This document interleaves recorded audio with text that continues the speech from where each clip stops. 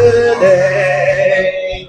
Amen. Amen. Tayo po tumayong lahat at tayo po ay umawit sa Panginoon. Kuha po tayo ng songbook. Awitin po natin song number 4, To God Be the Glory.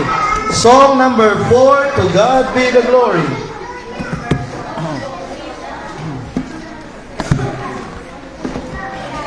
Mamaya na siguro sila pumunta doon pagkatapos ng ng special number. Song number 4, To God Be the Glory. Okay, awitin po natin bago natin pakinggan ang choir. To God be the glory. On the first stanza now, ready, sing. To God be the glory, great things He hath done. So lovely the world that He gave us His Son. Oh, yielded His life an atonement for sin, and open the life gate that all may go in. Praise the Lord, and let the earth hear His voice. Praise the Lord, let the people rejoice. Oh, come to the Father through Jesus the Son, and give Him the glory, great things He hath done. Oh, perfect redemption, the purchase of blood, to every believer the promise of God, and the vilest offender who truly believes that moment from Jesus a pardon receives. Praise the Lord, and let the earth hear His voice. Praise the Lord, let the people rejoice. Oh, come to the Father through Jesus the Son, and give Him the glory, great things He hath done. On the third stanza, great things He hath taught us, great things He hath done, and great are rejoicing through Jesus the Son. But purer and higher and greater will be our wonder, our transport, when Jesus we see. Praise the Lord, let the earth hear His voice.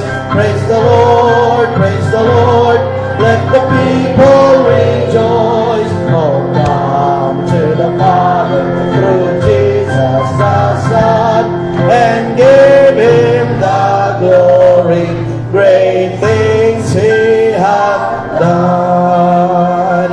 Dakilang Diyos na makapangyarihan sa lahat, maraming salamat po sa umagang ito. Salamat sa mga awit na nagbigay ng buhay, nagsasacrifice upang mag-ensayo, at upang Panginoon makaawit, Panginoon, para sa inyo pong kaluwalhatian.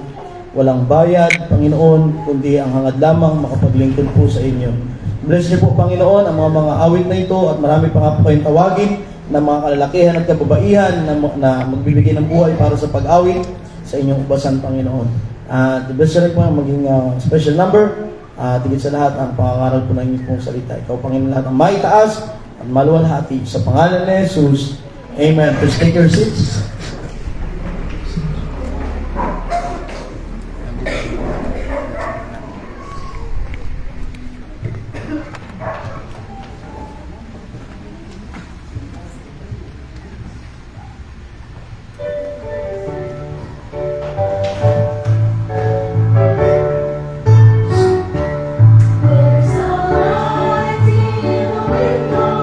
The table spreads and Lord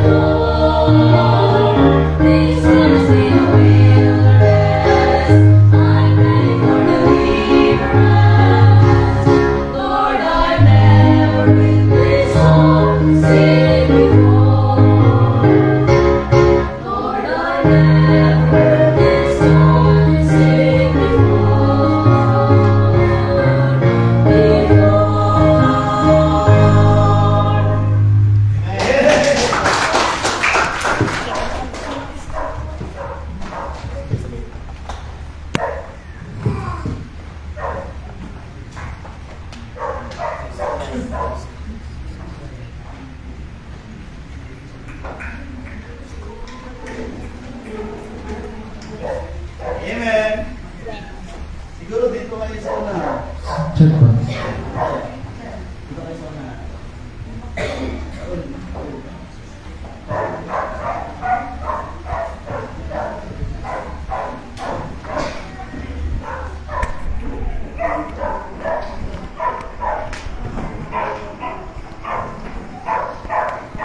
Wala yung ano.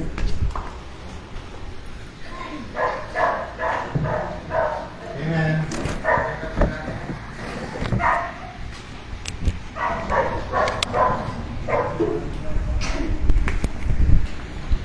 Ang call po.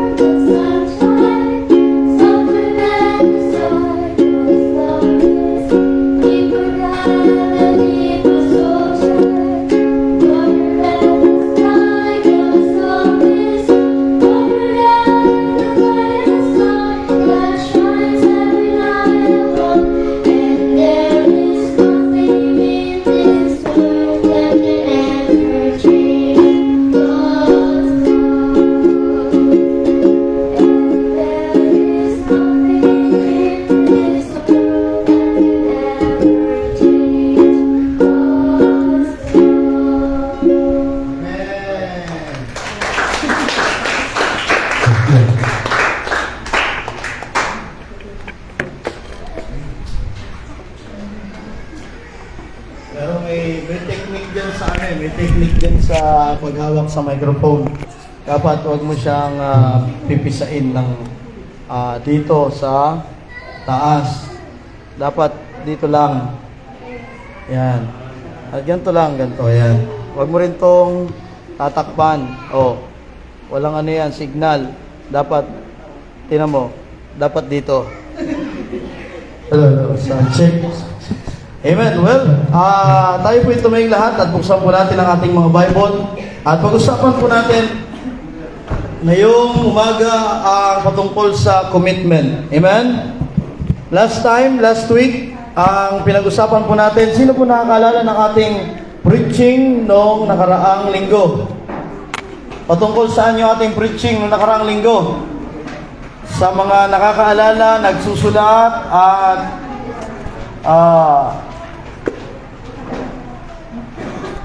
yung may value sa iyo ang pangangaral ng salita ng Diyos. Anong pinag-usapan po natin last week? Sino nakakatanda? Wala na, ninakaw na ng Diablo, no?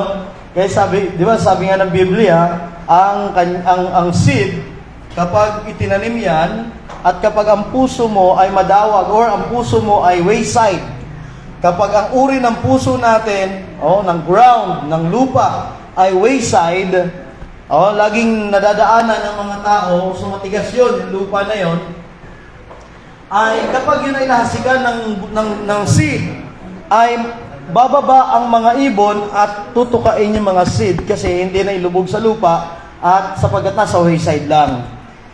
Kaya, yung mga narinig na salita ng Diyos, yun ay parabola mga kapatid, yung narinig na seed, yung salita ng Diyos, ay tinuka ng mga ibon na wala na.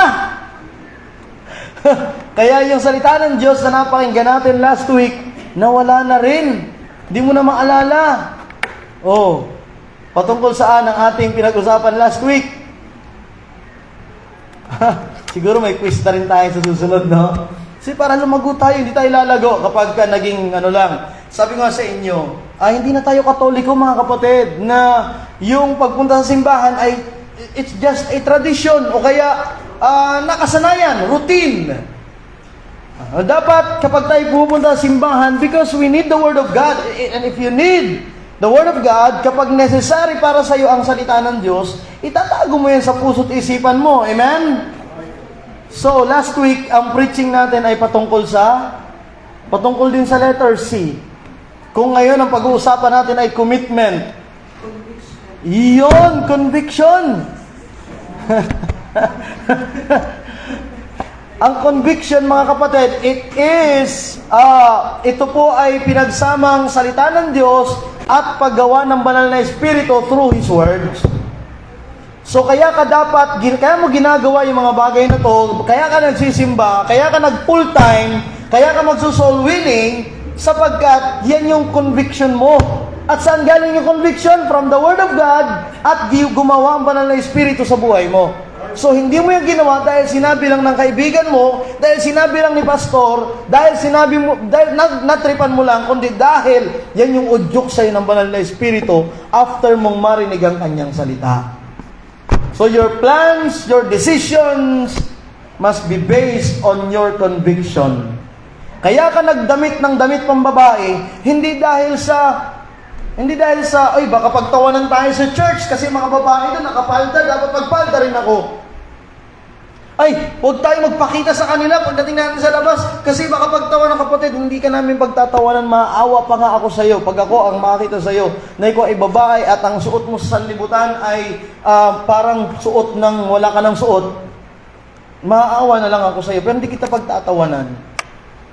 Pero ang pagsuot ng mga ganyang kasuotan ay hindi nakabase sa kung dahil diniktahan ka lang ng katabi mo sa simbahan o ng pastor. Kundi kaya mo ginawa magsuot ng mga bagay na yan kasi conviction mo yan eh. Kasi sabi ng Panginoon, dapat ang isang babae nagsusuot ng modest apparel, flowy. Ang mga kalalakihan dapat nagsusuot ng mga suot pang lalaki. Sabi ng Bible sa Timothy, a man, if he has long hair, it is a shame for him.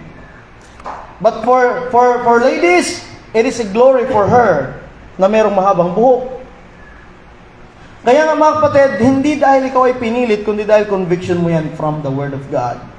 Amen? At tayo naman na mga natuto na magsuot ng tama, manamit ng tama, hindi mo naman yan sinuot to judge another. To judge your brother and sister in Christ, but to be a good example to them. Amen? Not to judge them. Uy, ano ba yung suot mo? Tingnan mo ako. Hindi ganon. Amen? To be an example to them, makita lang nila yung buhay natin na maayos, na tama yung ating buhay. Makita kanila, ay napakalaking bagay na po yan mga kapatid. At ipanalangin natin ang bawat mananampalataya magdesisyon based on their conviction. Amen? At ang kailangan po natin sa panahon natin ngayon ay man and woman of conviction. Hindi ng routine at ng tradisyon lang. Na kapag kaya magsisimba kasi tradisyon na napagkasanayan na linggo nagsisimba. Hindi, dapat nakita mo yan kaya nagsisimba kasi ang rason mo, sabi ng Biblia, not forsaking the assembly of ourselves together upon the first day of the week. Because it is a commemoration of Christ's resurrection. Amen? Na without resurrection, wala tayong kaligtasan. Kaya ngayong umaga naman, pag-usapan po natin mga kapatid, Book of Joshua. Buksan po natin ang ating mga Bible in the Book of Joshua. Sa mga bisita at sa mga new convert, at wala pa kayong Bible, ay tabihan po sila, maganda bigyan ng new convert Bible po dyan para kanilang hawakan, maranasang hawakan ang Biblia, at makita, mabuksan, matutunang magbukas. Kaya nga sa Bible, kaya nga sa church, hindi po natin sinasabi, open your cellphone. Kasi ang cellphone ay malolobat. Pangalawa, pag nag-text yung maniningil, pag nag-text na sa'yo, ay meron dyan mga Bible para sa new convert. Meron pa ata doon sa kabila, makikisuyo na lang mga kapatid ng mga Bible. New convert Bible. Talagang lalo ako na-encourage. Alam niyo po mga kapatid, lalo akong nadi-discourage na magbigay ng Bible talaga. Kasi yung mga binigyan po natin ng Bible na nagsabing gagamitin nila para sa pagsisimba, ay yung iba wala na, nasa ibang sekta na. Maganda talaga yung meron kang talagang pag-ibig sa salita ng Diyos at ikaw mismo gagastos ka para sa salita ng Diyos. Ako'y maniniwala, mamahalin mo ang salita ng Diyos. Pero pag yung mga binigyan mo lang at umaasa lang talaga sa bigay ng Biblia, ay yung kanilang pag-ibig at yung kanilang pagtingin sa salita ng Diyos ay mababaw. Pero I'm still praying for them na sila ay bigyan ng Panginoon ng pagkakataon na makabalik at makapanambangan sapagkat kawawa naman ang kanilang kaluluwa. Joshua chapter 24. Joshua chapter 24, if you're there, say amen. Joshua chapter 24, verse 15. Isang verse lang po ang babasahin po natin. Gusto kong kunin natin yung prinsipyo at yung commitment na meron si Joshua kasama ang kanyang pamilya. Joshua chapter 24 in verse 15. Sama na natin yung verse 14. Okay, ready? Nandiyan na po kayo? Okay, pagka nandiyan na po kayo lahat, kasi isa pa lang may amen. Okay. Joshua. Ang Joshua po ay nasa Old Testament po yan, hindi po dyan ha. Joshua, chapter 24. Tulungan yung mga new convert natin. Yan, very good. Joshua chapter 24, verses 14 to 15. Hintayin natin ang ating mga elder. Verses 14 to 15. Okay. Kung nandiyan na kayo, magsabi na amen. Okay, basahin natin verses 14 to 15. Ready, go. Now, therefore, fear the Lord and serve Him in sincerity and in truth, and put away the gods which your fathers served on the other side of the flood, and in Egypt, and serve ye the Lord. And if it seem evil unto you to serve the Lord, choose you this day whom you will serve, whether the gods which your fathers served that were on the other side of the flood, or the gods of the Amorites in whose land you dwell. But as for me and my house, we will serve the Lord. Sabi niya, we will serve the Lord. Ito ang tatay na meron talagang backbone. Sabi ni Joshua, as for me and my house. Tapos tinakpan niya yung bibig ng misis niya, we will serve the Lord. Hindi, joke lang. No? Yan ang may backbone na lalaki, ano? Talagang ililid niya ang kanyang family. At alam niyo po, yan din po ang naging commitment ni Joshua sa kabila ng nangyari at sa kabila ng patotoo ng kanyang mga magulang, ng kanyang mga ninuno, na siya rin naging problema rin natin ngayon. Kasi ang pinangahawakan natin ngayon, kasi sabi ng lelong ko, tsaka ng lelang ko Sabi kasi ng mga nanay, tatay ko, kung saan kami nabuhay, doon na rin kami mamamatay. Na kahit na Diyos-Diyosan, yung mga pinaglingkuran, kung papansin ninyo, yung spelling ng word na God, gods, dyan, ay small letter G. Hindi po yan nagpapatungkol sa ating Diyos na nasa langit. Yan ay nagpapatungkol sa mga Diyos-Diyosan doon sa Ehipto na mga ribulto na kanilang pinaglingkuran at sinamba. Sabi ni Joshua, ewan ko na lang sa inyo, kung nakita nyo naman, ang mga tatay natin, ang mga ninuno natin, sila ay naglingkod, sila ay sumamba sa mga Diyos-Diyosan, doon sa kabilang dako. But as for me, para sa akin, and my house, we will serve the Lord, capital letter L. Amen? Lord. Capital letter, naka-all caps yung spelling ng Lord. It's pertaining to the triune God. God the Father, God the Son, and God the Holy Spirit. Tanong, ikaw ba ay meron ka na rin commitment ngayon? Ang problema po sa panahon ngayon, walang mga may backbone na mga kabataan, pamilya, na magkaroon ng commitment sa Panginoon. Takot magkaroon ng commitment. Ayaw mo na yung manalangin. Dakilang Diyos na makapangyarihan sa lahat, maraming salamat sa oras na ito. Bless niyo po, Panginoon, ang pangangaral po na inyong salita. Ikaw po ang siyang patuloy na maitaas, maluwalhati. Holy Spirit of God, kausapin niyo po ang bawat isa sa amin, at ang inyong salita na aming pag-uusapan sa umagang ito ay magkaroon ng epekto sa buhay ng bawat isa sa amin. Sa pangalan ni Jesus. Amen. Please take your seats. Kapatid, commitment is a choice. It is a choice that requires action. Pag pinag-usapan po natin, mga kapatid, yung commitment, ay hindi lamang po yan yung salitang ako ay may commitment. Ako ay nag-commit. Nag-commit ng kasalanan. Marami mas committed po tayo sa kasalanan kaysa sa Panginoon, no? At yan po yung kulang sa panahon po natin ngayon, ang mga taong merong commitment or committed. Pag sinabing commitment, mga kapatid, ilang beses ko na rin po itong ipinangaral, mga kapatid, about commitment. It is the act of committing. Katulad, mga kapatid, ng isang taong may na-commit na kasalanan, siya ay isinesend sa preso. Kapag ikaw ay nakapag-commit, amen? Nakapag-commit ka ng kasalanan against sa batas, then they will send you to prison. And pag sinabing commitment, it is a putting into prison or imprisonment. So, ibig sabihin, ang salitang commitment ay yan yung mga bagay na diyan ka na dapat makulong. So kapag meron kang commitment sa Panginoon, kaya marami pong hindi nagko-commit kasi alam nila na mapapako na sila doon kasi commitment ko to. You know what? Nung ikaw ay sumunod sa tubig ng bautismo, it is your lifetime commitment na sumunod sa Panginoon. Yamang yung baptism, yan ay first step of obedience. Yun ay first step pa lang yun. Ibig sabihin, marami pang steps. At dapat yan ay tingnan mo as your commitment.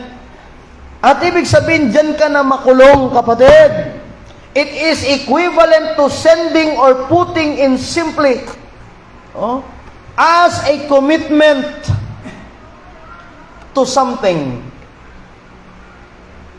At ang pagkukumit, mga kapatid, kailangan po dyan ng katapangan.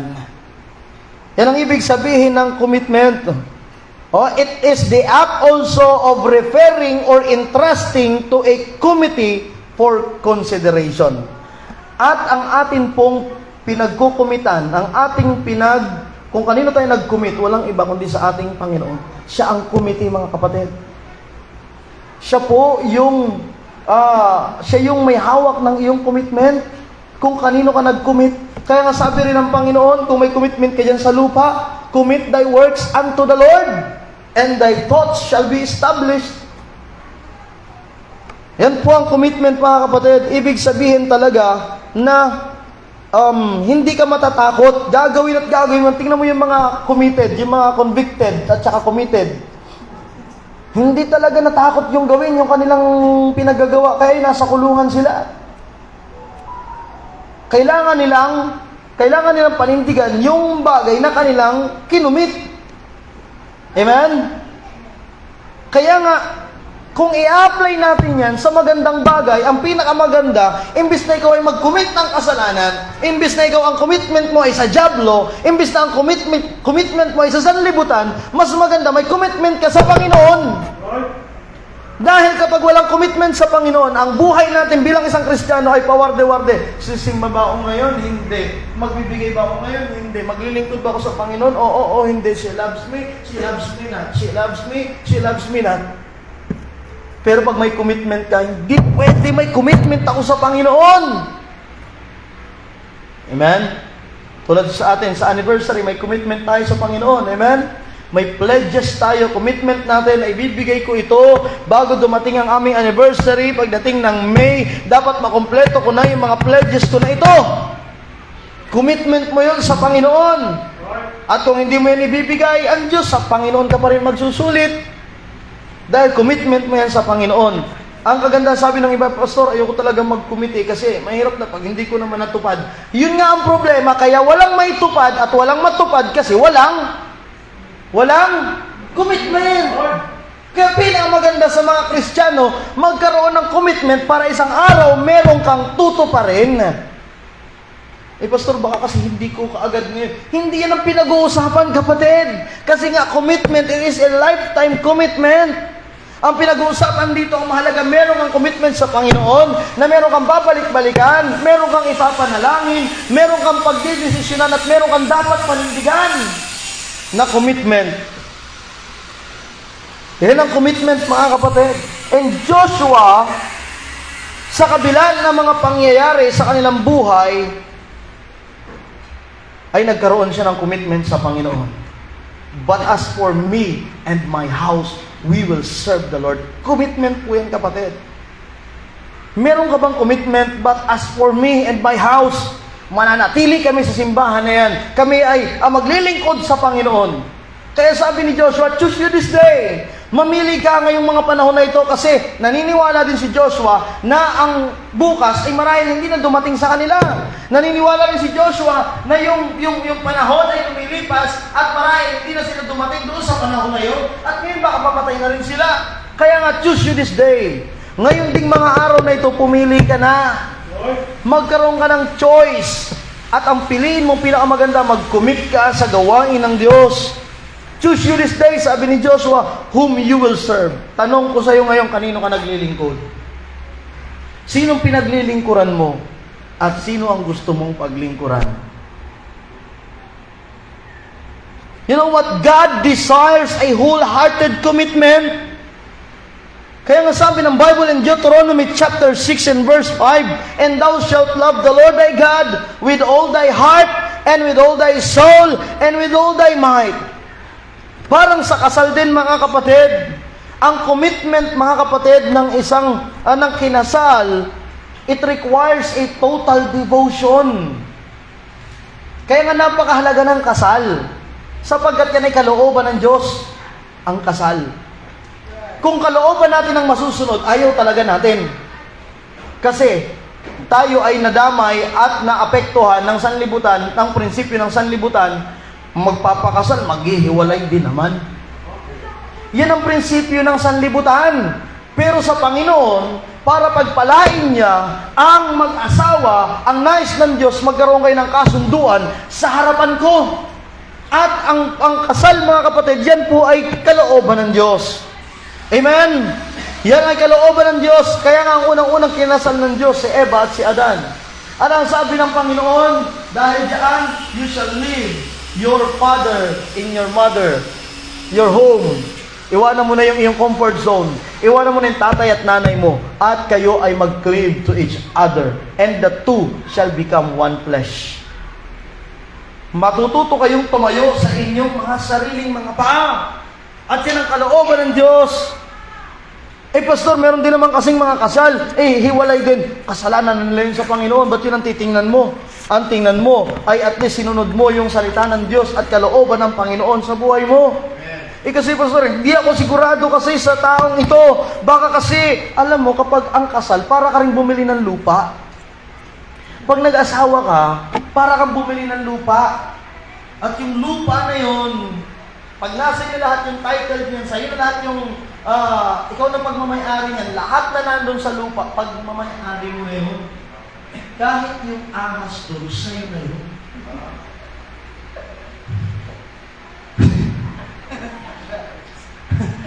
Di ba nung mag-asawa na kayo? Bakit nung bumili ka ba ng lupa? Tiningnan mo ba, teka lang, baka may bulati po kasi dito Teka lang, baka po kasi merong, tiningnan mo muna, baka may ahas po din pag may ahas hindi ko yung bibilin.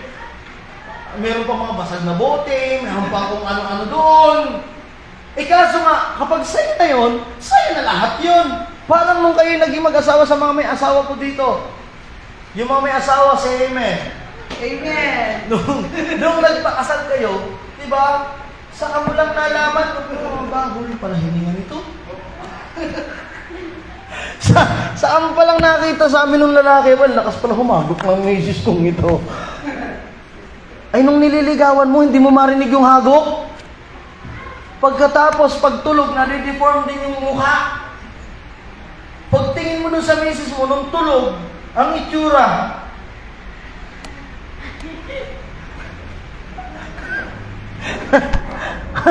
Kapatid, anong gagawin mo? Sasoli mo na? Ako. Kaya mo? Kapatid, ganun yun. Tanggap mo na lahat yun.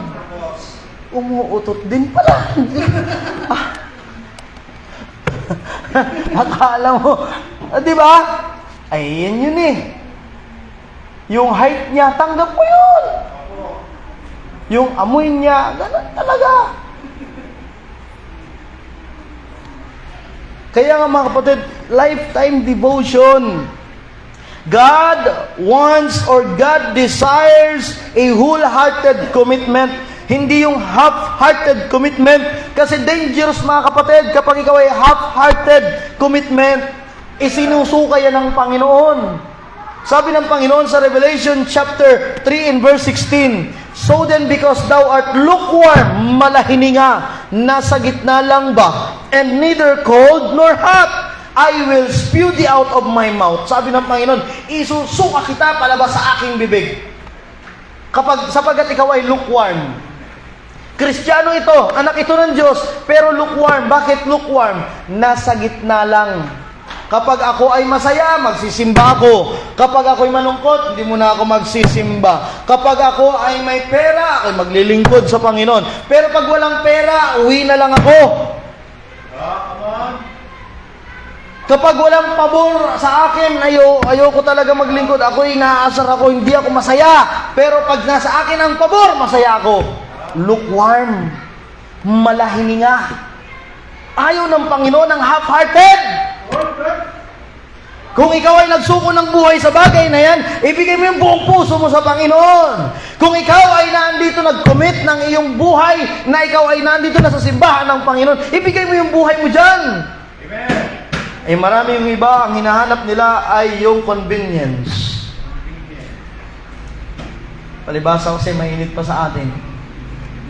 Amen?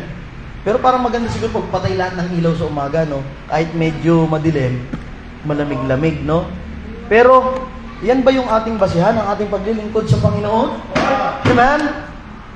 If you are wholeheartedly committed sa ating Panginoon, no matter what, kahit man saan tayo dalhin, kung mapaalis na tayo dito, kasi hanggang 5 taon lang tayo dito, sabi ng may-ari, ay after 5 years talaga, ay hindi na ito pauupahan sapagkat ito ay para na sa kanyang mga apo. O di maghahanap tayo dyan ng ilalim ng puno. Kapag pinalayas ulit tayo sa ilalim ng puno, hanap ulit tayo ng ilalim ng puno. Anong gagawin natin? Ayoko na dyan. Hello? O merong isang mananampalataya, Pastor, yung bahay na lang namin gawin nating church. Wow. Ang bihira. Sa bagay nga naman, iwanan rin naman natin yan no? Hindi ba ga? Iwanan din natin yan Hindi mo na mapapakinabangan ng habang buhay yan. Iwanan din naman talaga natin yan. Pero mga kapatid, dito nakabase ang ating paglilingkod sa Panginoon, ang ating pananambahan. Half-hearted commitment is dangerous, mga kapatid. Tingnan niyo po ang isang sundalo na half committed sa battlefield. Ano mangyayari sa kanya? Uwi na lang. Ayoko ng labanan na yan. Baka mamatay ako. Pag sundalo ka pa, takot ka naman palang mamatay. Dapat naging chess player. Di ba? Kaya dama player. Walang sakitan yun.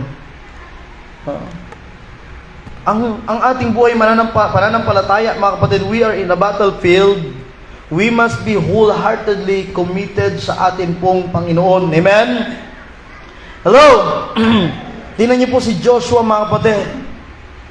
Pinakita dito yung kanyang pagiging bold, pagiging matapang sa kanyang stand. Sabi niya, "But as for me and my house, we will serve the Lord." Imagine a family in a corrupt society ay nagawa niya, mga kapatid, na maging committed. Na pinili niya to follow God despite opposition. Nung panahon na yon, si Joshua siya po ay nasa gitna ng mga pamilya niya na naglilingkod sa Diyos-Diyosan. Iba ang kanilang ginagawa, iba ang kanilang tradisyon, iba ang kanilang kultura, but he chose to follow God. Amen? Meron siyang commitment, meron siyang boldness, katapangan na tumindig para sa Panginoon. Amen? Remember Ruth? Naalala niyo po si Ruth? Sino nakakilala kay Ruth? At kilala natin siya when it comes to loyalty and dedication. In Ruth chapter 1 and verse 16, sabi ng Bible, "Whether thou goest, I will go, and where thou lodgest, I will lodge. Thy people shall be my people, and thy God, my God." Makita natin dyan, mga kapatid, di alintana kung anong meron si Ruth, iniwan niya lahat ng mga bagay na yun para lang mag-commit kay Naomi at para sa Diyos. Si Naomi. Hindi ka ano-ano ni Naomi si Ruth, pero siya ay committed na alagaan si Naomi para sa Panginoon. So, mga kapatid, meron ka bang katulad ng ganitong dedikasyon sa Panginoon? Daniel, you know Daniel? Si Daniel, he is an Hebrew man na kung saan, mga kapatid, ay nung siya ay naging captive ng kalaban, mga kapatid, at siya ay pinipilit na pakainin ng hari ng karne na hindi pwedeng kainin ng mga Israelita. But in Daniel chapter 1 verse 8, sabi ng Bible, "But Daniel purposed in his heart that he would not defile himself." Remember that Egypt is a picture of the world. But you know what? A young believer, Daniel, refusing to compromise their faith in a secular world. Ang hirap po kasi, dahil tayo ay nasa secular world, nasa secular school ka, doon sa trabaho mo, puro mga unbeliever, mga kasama mo karamihan. Kapitbahay mo, ikaw lang ang Baptist, ikaw lang ang mananampalataya. Pag may dala kang Bible, pagtatawanan ka. Pag ikaw ay nagpe-pray, pagtatawanan ka. Pag ikaw ay nakabihis ng maayos para pumunta ng simbahan, pagtatawanan ka. Uy, banal ka rin. Uy, alam mo, praise the Lord ka na rin ha. Anong gagawin mo ngayon? Pag tinanong ka, saan ka punta? Punta yan sa church. Hindi, punta ka sa palengke. Nakadress. Gagawa tayo ng paraan para makompromise. Kaya nga dapat, kapatid, ang meron ka ay commitment. Sa church ako pupunta. Bakit? Sama kayo? Tara, sama kayo! Come and see! Amen? Huwag mong tatanggihan. Punta kayo sa church, no? Oo, bakit? Sama ka, halika na. Halika na. Tino mo, sino naman ang ayaw? Kailangan lang, kapatid, ay may commitment ka talaga sa Panginoon. Kailangan lang committed ka. At kapag committed ka, kapatid, kahit ano pa mangyari sa buhay mo, kahit man ikaw ay nape-persecute, magmananatili ka pa rin, magpapatuloy ka pa rin. Amen? Oh, mga ministers, kahit man kuminsan kinakapos ka na sa oras, kinakapos ka na sa pera, kinakapos ka na sa pahinga, pero dahil ikaw ay committed na umawit sa Panginoon, pupunta ka pa rin, magpa-practice ka pa rin. At ikaw ay aawit sa Panginoon. Pero pag hindi ka committed, hindi yan mahalaga sa'yo. You know what? When you are committed to God, it requires sacrifice. It requires sacrifice, mga kapatid. Anong sabi ng Bible, mga kapatid, in Luke chapter 9, verse 23? And He said to them all, if any man will come after me, sabi ng Panginoon sa Kristo, let him deny himself and take up his cross daily and follow me. Kung nais mo sumunod sa Panginoon, you must deny yourself. I-deny mo talaga yung sarili mo. Hindi mo ba bibihin yung sarili mo? Sisimba na nga ako, pinagtatawanan pa nila ako. Hindi na nga ako magsisimba. Kapatid, deny yourself. Pag ikaw ay pinipersecute nila, ang Diyos ang kanilang pinipersecute. Kapag ikaw ay pinagtatawanan nila, ang Panginoong Hesus ang kanilang pinagtatawanan. Tandaan po natin, ikaw at ako ay anak ng Diyos. Pag pinagtawanan tayo ng iba, ang Diyos ang kanilang kalaban. Oh? Deny yourself, hindi mo na yan sarili mo. Yan ay pag-aari na ng Panginoon. We are not our own. We are God's. Commitment requires sacrifice. Katulad ng mga missionary, na mga missionary nag-umpisa sa pagiging full-time. Ang mga full-time worker, sukdang kalimutan or iwanan, mga kapatid, they leaving behind comfort and security to serve God in a foreign land. Ay mga kapatid, it requires sacrifice. Miss na miss mo na yung luto ng nanay mo. Amen? Yung haplos ng nanay mo. Kahit ako, sabi ko sa nanay ko, dahil nasa ibang bansa siya, ma, namimiss ko na yung luto mong adobo na atay balunan, na merong Baguio beans, at saka merong French beans. Nakatikim na kayo ng French beans, yung sa Baguio. Yung parang sitaw din siya, pero manipis siya, wala siyang buto, wala siyang French beans. Ang sarap nun, mga kapatid, yung pag yun, nalagutok pa yun. Sarap talaga nun. Pastor, alas 12 na. Amen. Kapatid, sacrifice, minsan lang naman eh. Hindi ka nga araw-araw nagsisimba eh. Amen? Hello? Commitment mo na to, na pag-araw ng linggo, ikaw ay nasa bahay-sambahan ng Panginoon. It requires sacrifice, mga kapatid. Commitment may bring opposition, pero mga kapatid, hindi mo malalasap ang totoong sacrifice without opposition, mga kapatid. Remember in 2 Timothy chapter 3 in verse 12, Sabi ng Biblia, yea, and all that will live godly in Christ Jesus shall suffer persecution. Ganun pala yun. Ikaw na ngayon sumusunod sa Panginoon, namumuhay ka na nga para sa Panginoon, pero meron pa rin persecution. Bakit ganun? Akala ko ba, sabi ni Mark Velarde, kapag ikaw ay sumunod sa Panginoon, wala ka ng problema.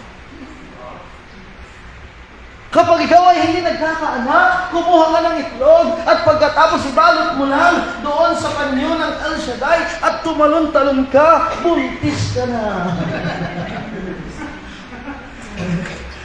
Kaya tuloy kahit lalaki, kumuha ng itlog, talon-talon. Gusto niyo ng mga pagpapala! Gaganon pa yun. Huh? Kunin niyo ang inyong mga payong sapagkat umulan na. Palusot lang yun kasi nga akala, pinag-pray nila yun, Panginoon, huwag umulan kasi walang bubong yung aming worship place. Kami nasa grandstand, di ba? Pagkatapos umulan, para makalusot. Gusto niyo ng pagpapala! Nakikita niyo yung ulan na yan! Ilabas niyo ang inyong payong at baliktarin niyo at para matanggap mo ang buong pagpapala ng Panginoon. Wala ka ng problema. Kalokohan yun. Ang sabi ng Biblia, yung mga namumuhay godly, yung mga sumusunod sa Panginoon, yung mga nagbabasa ng Bible, yung mga nagsisimba linggo-linggo, yung nagbabasa ng salita ng Diyos, yung sinusunod mo yung salita ng Diyos, shall suffer persecution. Mape-persecute ka rin. Dahil kung ano yung buhay ni Kristo, follower ka ni Kristo, kung ano yung naranasan niya, mararanasan mo rin. Galit ang mundo kay Kristo. Sa tingin mo, magiging kaayon sa'yo ang mundo?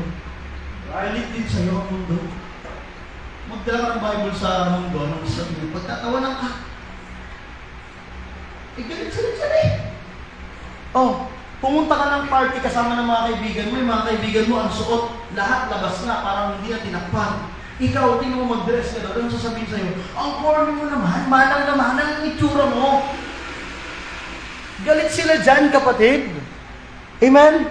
Uy, kung pirang tatay na tatay, parang hindi ka ng tunay na lalaki, itong inumin ng tunay na lalaki, Red Horse Beer.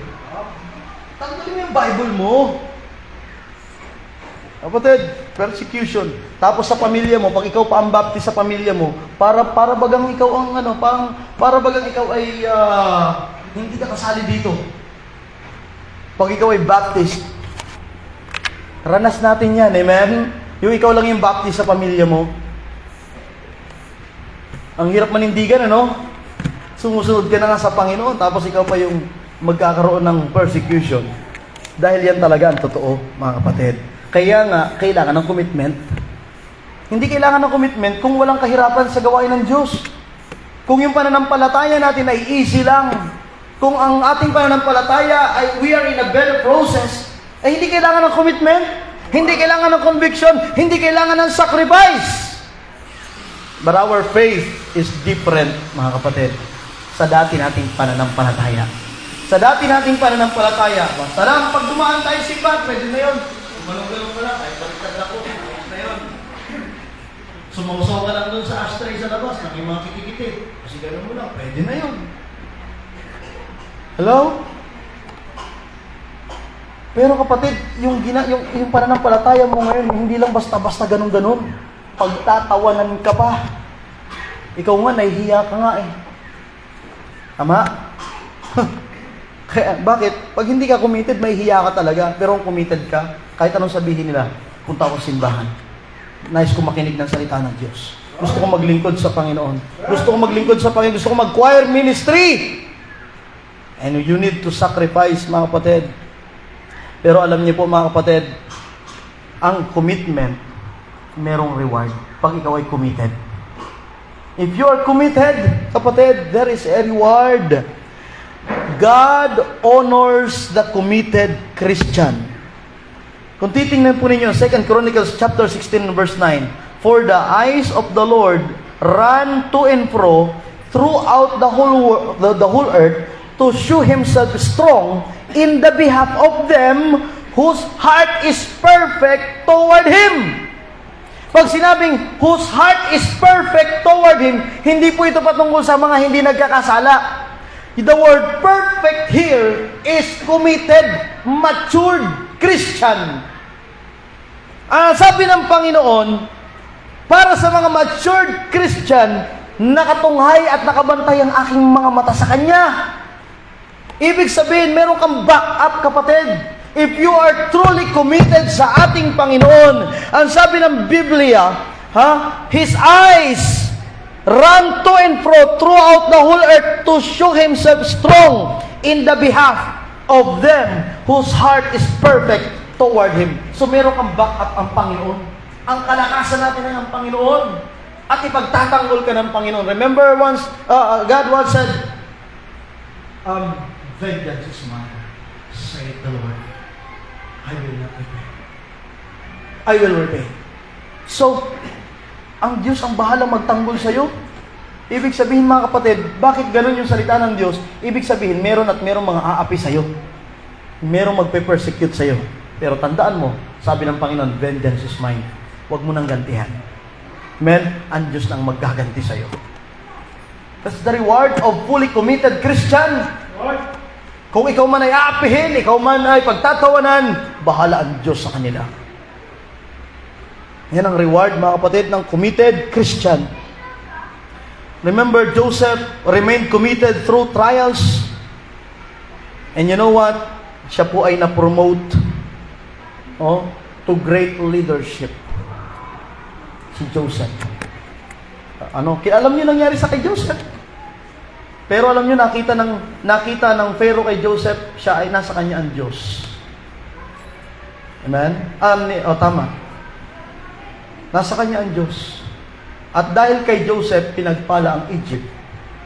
At dahil kay Joseph, pati kanyang mga kapatid, nagkaroon po ng buhay at pag-asa. Kahit na siya ay inalipusta. Si Joseph ay bunso sa kanyang mga magkakapatid. Pero dahil napagkaingitan siya dahil sabi nila ay paboritong anak si Joseph. Kaya binigyan ng tatay ni Isaac ng robe of many colors. Huwag mo nang spiritualize yun, wala kang ano yun. No? So binigyan siya ng damit. Kung sabi mga kapatid, pagpuliti ka lang ng tatay natin. Ang pagawin natin, patayin na natin si Joseph. Yun yung makaisip ka na yun. Pero, hindi. Masyado namang brutal. Ibenta na lang natin. Binenta, mga kapatid. Siya ay napunta ng Egypt. Pero yung ginawa nila ng katampalasanan, yung inalipusta nila na anak ng Diyos, ay naging leader sa Egypt. Naging governor sa Egypt. At dahil doon, mga kapatid, bakit naging governor? Dahil sa favor ng Diyos, nasa kanya ang Panginoon. Kasi si Joseph, simulat sa Paul, he is committed to God. Kahit na nandun siya sa sanlibutan, sa mundo, na-promote pa rin siya ng Panginoon. At yung mga nag-alipusta sa kanya, isang araw, lumuhod sa kanya lahat. Hindi nila nakilala si Joseph pala yun na kanilang ibinenta. At akala nila'y patay na. Dahil kay Joseph, yung taggutom doon sa Israel, ay nagkaroon sila ng pagkain. Dahil kay Joseph. Amen? Na kanino ang backup ng Panginoon? Nasa mga committed. Hindi yung committed. Pag yung committed yung utak. Pero yung committed, amen? Iba yung committed, tsaka committed. Committed, you are fully surrendered to God. Yung kinumit mo sa Panginoon, I will love God, I will serve the Lord, I will go to church. Commitment mo na yun, na walang pwedeng bumalik. Kapatid, God honors the committed Christian. And you know what? Not only here, may reward na, kapatid, kapag committed ka sa Panginoon. Dito pa lang sa lupa, may reward na. Pero alam niyo po ba, meron pa ring naghihintay na reward sa iyo sa sangkalangitan. The eternal reward awaits the faithful. Sabi ng Bible, 2 Timothy 4:7-8, I have fought a good fight, I have finished my course, I have kept the faith. Henceforth, doon sa sangkalangitan, there is laid up for me a crown of righteousness. Meron pa rin reward ang Panginoon sa sangkalangitan. Kaya nga, ngayong umaga, make a choice. Pumili ka. Sino ang paglilingkuran mo? Just as Joshua challenged the people of Israel, we must decide whom we will serve. Yung boss natin, na paglilingkuran natin. Yung mister natin, na paglilingkuran natin. Yung misis natin, na paglilingkuran natin. Yung mga anak natin, na paglilingkuran natin. Tanong ang Diyos, na paglingkuran mo na ba? Make a choice today, mga kapatid. Surrender the areas of your life where your commitment is weak. Anong bagay o anong commitment mo sa Panginoon ang sobrang napakahina? I-surrender mo yun. Hindi mo may surrender yung araw ng Friday prayer meeting. Surrender mo sa Panginoon. I-commit mo sa Panginoon, magkaroon ka ng commitment. Sa commitment po yan mag-uumpisa, mga kapatid, at unti-unti po yan lalago at hanggang sa magiging rewarded ng Panginoon yan. Every Friday prayer meeting, are you committed? Every Sunday morning and Sunday afternoon, are you committed? Every soul winning, are you committed? Sa pagdadala ng mga bisita, ng mga kaluluwa sa simbahan, are you committed? Sa pagbabalik ng ikapo, sa pagbibigay mo ng offering, are you committed? Make a choice. Ngayong umagang ito, huwag kang uuwi na wala kang commitment sa Panginoon. Kaya nga, kapatid, bilang mga mananampalataya, magkaroon tayo ng commitment sa Panginoon. Amen? Kaya nga, mamaya, may commitment din tayo mamaya para sa bibilhin nating lamesa. Amen? Tayo muna yung manalangin. Tayo po tumayong lahat. Let's pray. Dakilang Diyos na mga pangyarihan sa lahat, maraming salamat, Panginoon, sa umagang ito. Salamat po sa inyong mga salita. Salamat, Panginoon, sa buhay ni Joshua, na kung saan, Panginoon, naging magandang halimbawa sa amin bilang mga mananampalataya. Sa kabila, Panginoon, ng nakapalibot sa Kanya na naglilingkod sa mga Diyos-Diyosan, naglilingkod because of tradition, or sila, Panginoon, ay nalulong sa tradition, sa kultura, na kahit na ito ay against sa Diyos, pero nakuha pa rin ni Joshua na piliing sumunod sa inyo, Panginoon, sapagkat meron siyang commitment na nais niya maglingkod sa iyo, Panginoon. Ganon din, Panginoon, sa amin. Marahil, Panginoon, sa aming mga pamilya, iba ang pananampalataya. Kaya nga po, dalangin po namin na magkaroon po kami ng commitment sa iyo, Panginoon, na walang makababali na kahit na sino. At alam po namin, Panginoon, na hindi niyo po pababayaan ang inyong mga anak that is fully committed para po sa inyo, O Diyos. Pinagkakatiwala po namin sa iyo, Panginoon. Yamang ikaw ang nagbigay ng aming buhay. Sa iyo rin po namin ito pinagkakatiwala, Panginoon. Sa oras na kami tawagin po ninyo at gamitin, Panginoon, ay ipapagamit po namin ito. Maging ang aming mga resources, O Diyos. Patawad, Panginoon, sa aming mga pagkukulang at pagkakasala. Tawad, Panginoon, sa mga panahon kami nadadaya ng sanlibutan, ng tiyablo. At ngayon, Panginoon, tulungan niyo po kayo maging committed sa iyo. Ang lahat mo ito'y dalangin namin sa pangalan ni Jesus. Amen. Habang tinutugtog po ang awiting paanyaya, may mga dapat ka pang gagawin sa Panginoon, pero hindi ka pa committed sa bagay na yon. Hindi ka pa committed sa prayer meeting, hindi ka makapag-commit. Kailangan mo lang ng sacrifice. You need to sacrifice. You need, kailangan mo ng tapang, maging brave. You must be brave enough para maging committed sa Panginoon. Di ka pa committed kapag Sunday afternoon, di ka pa committed na sumama sa soul winning, di ka pa committed sa ministry, sa choir ministry, ushering ministry. Ngayong umagang ito, bakit di mo ilapit sa Panginoon? Humingi ka sa Kanya ng tapang, humingi ka sa Kanya ng provision, humingi ka sa Kanya ng tamang puso para mag-commit sa Panginoon. Come! Dito tayo sa altar. Huwag tayong magmatigas sa ating puso. Huwag tayong kailangan ng Diyos ng mga mapagpakumbabang Kristiyano, kapatid. Come on! Hindi nakabase sa iyong kaibigan, hindi nakabase sa iyong katabi, hindi nakabase sa iyong nanay at tatay ang pagsunod mo sa Panginoon, ang pag-commit mo sa Panginoon. Meron kang mga nais mong ilapit sa Panginoon.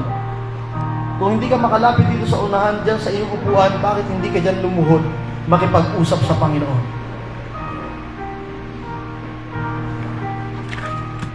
Kung hindi mo pa masyadong kilala ang Diyos, kapatid, kilalang kilala ka ng Panginoon. Di matigas lang ang ating mga puso sa Diyos. Dahil nga, nasanay tayo na to see is to believe. Pero ang Panginoon, ang ginagrant ng Panginoon, believe to see. Nais ng Diyos na ikaw muna ay manampalataya bago mo makita ang kanyang mga pagpapala.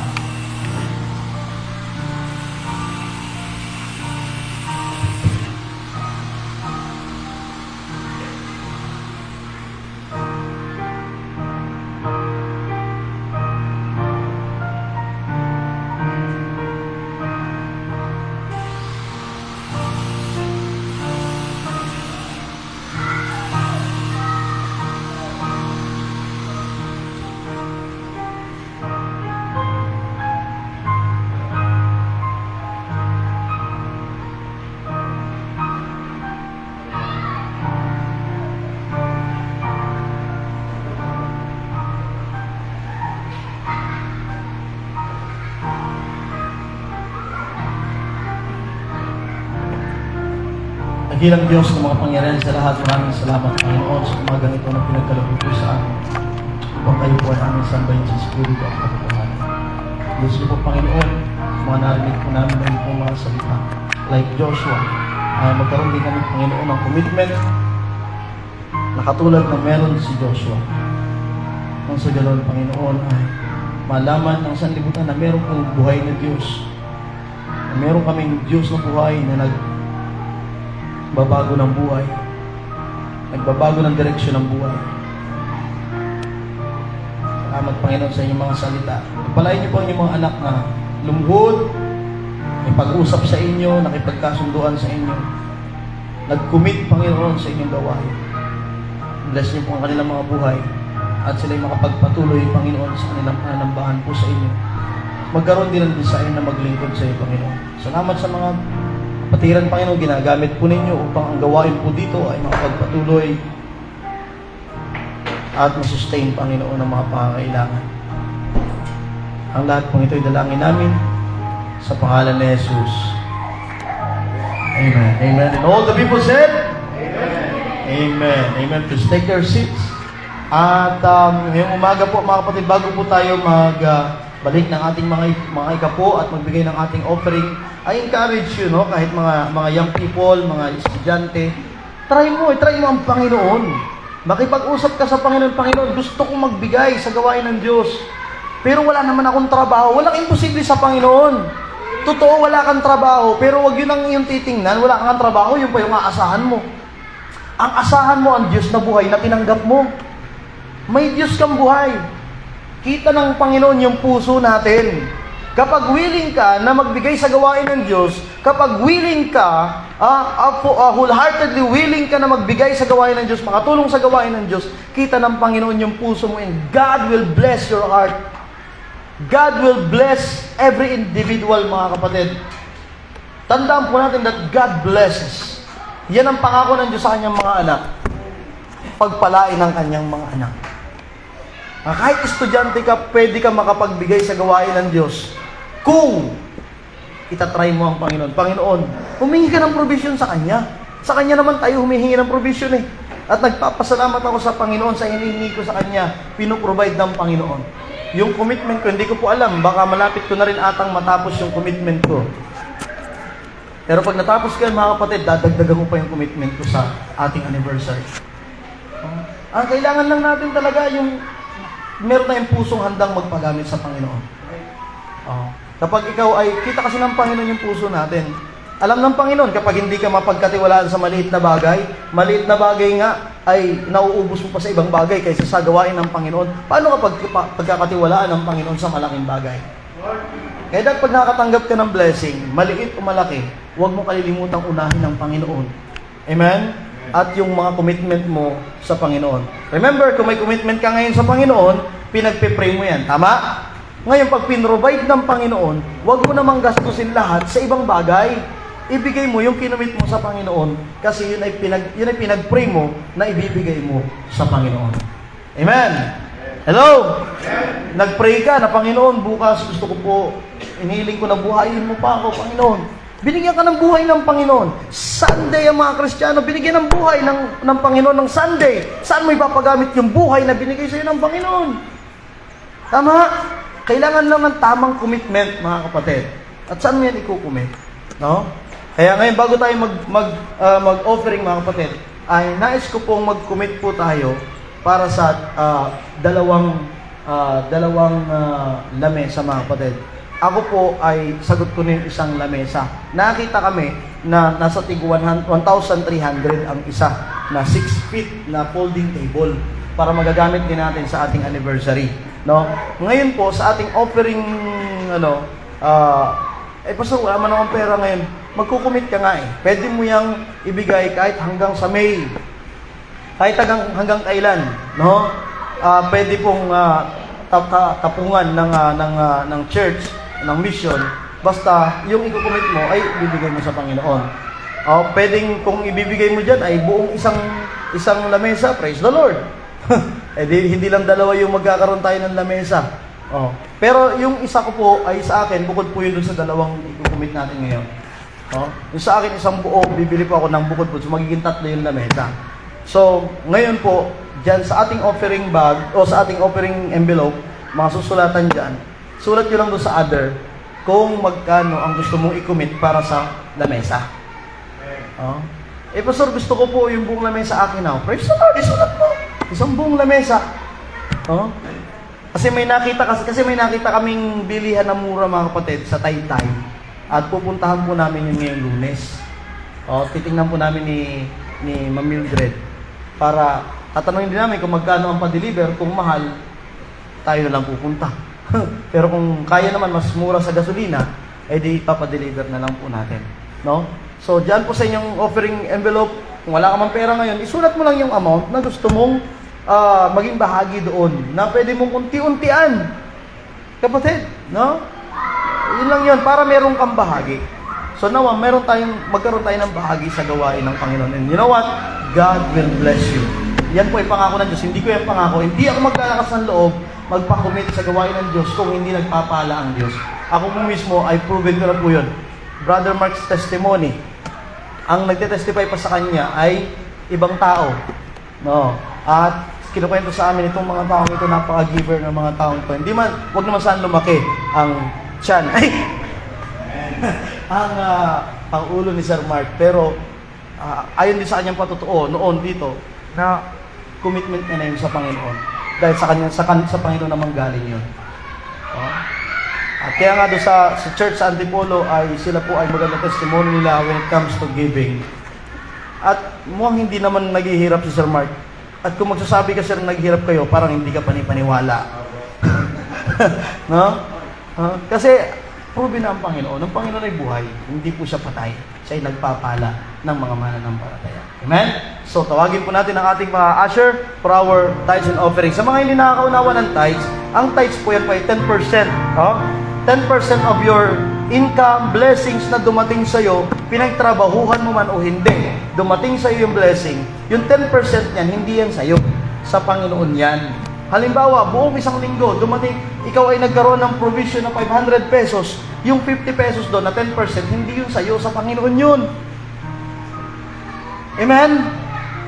O, tinan mo, 50 pesos pa lang yan, nahihirapan ka na. Amen? Yung 10% sa Panginoon yun. Now, ang natira sa'yo, 90%, tama? Alin na mas malaki? Sa hatian. Ikaw pa rin. Samantalang, ang tawag dyan ay partnership. Sinong gumising sa'yo? Sinong nagbigay sa'yo ng lakas? Sino nagbigay sa iyo ng buhay? Sino nagbigay ng lakas para magtrabaho? Amen? Ang Diyos, partnership yun, pero ang hinihingi lang niya sa'yo at ibalik mo yung 10%. 90% sa'yo lahat. Ngayon, out of 90%, diyan ka palang kukuha ng mga pang-commitment mo, pang-offering mo, love offering, transportation offering, mga offering natin, love offering, sacrificial offering, diyan ka palang kukuha sa 90%. Yan, bahala ka sa buhay mo.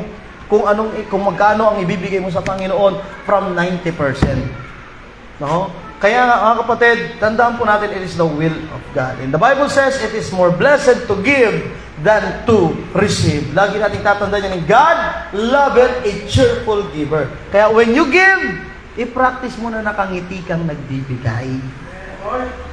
Huwag naman yung paglagay mo, sala pa. Ay, sala. Tumunog tuloy 5 pisong bariya. Nalaglag. Kapatid, ang pagbibigay natin, yes, ang puso natin ang tinitingnan ng Panginoon. Amen? Kaya nga, di magbigay ka ayon sa iyong puso. Amen? Hello? Okay, so, salamat sa Panginoon. Kapatid, marami nang pinagpala ng Panginoon dahil sila ay naging mapagbigay sa gawain ng Diyos. Tawagin natin ang ating usher for our offering. Meron na ako, kapatid.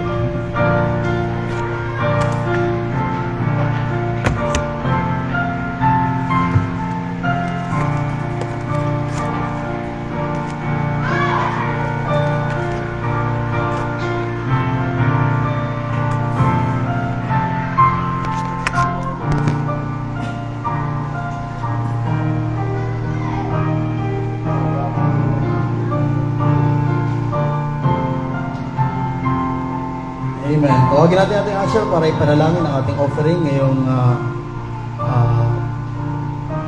umaga.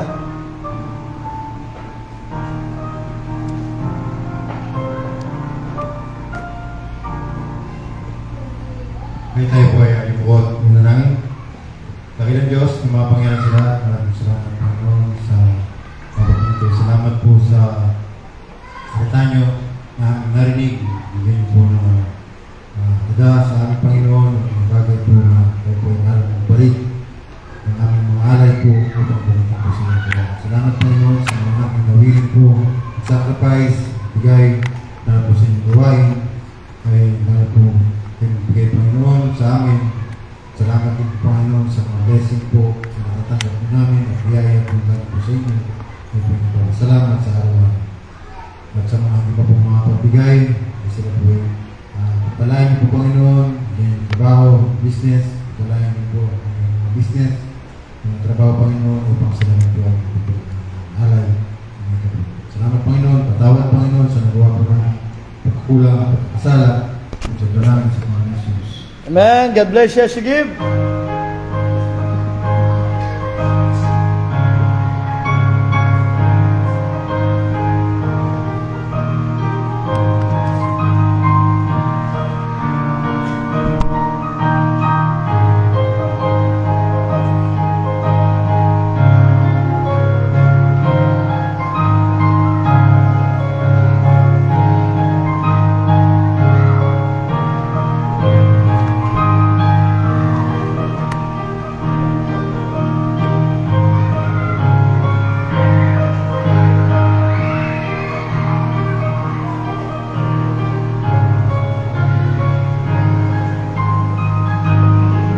Amen.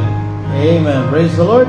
And mga kapatid, sama nyo rin po sa prayer, no? So last Friday ay sinama po natin si, okay lang ba? Sabihin ko.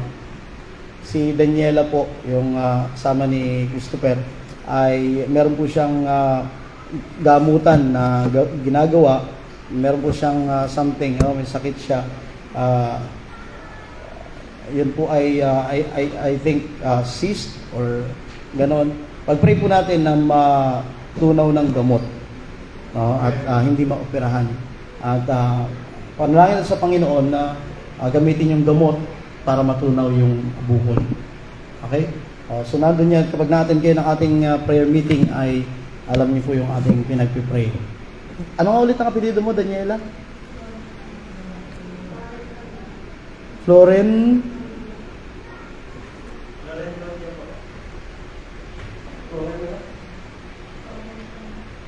Antonia?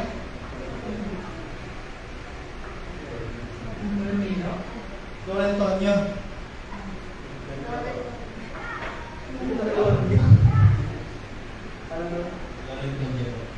Florent Conja. Conja. Florent Conja. Florent Conja.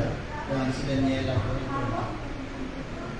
So, usama po natin sa prayer. Ano po? And still, ano po? Anay sila, kumusta po ang inyong heart? Medyo, ano naman? Kayo po ay kasama namin sa panalangin every Friday. At saka si tatay. Brother John, kumusta na yung paa mo?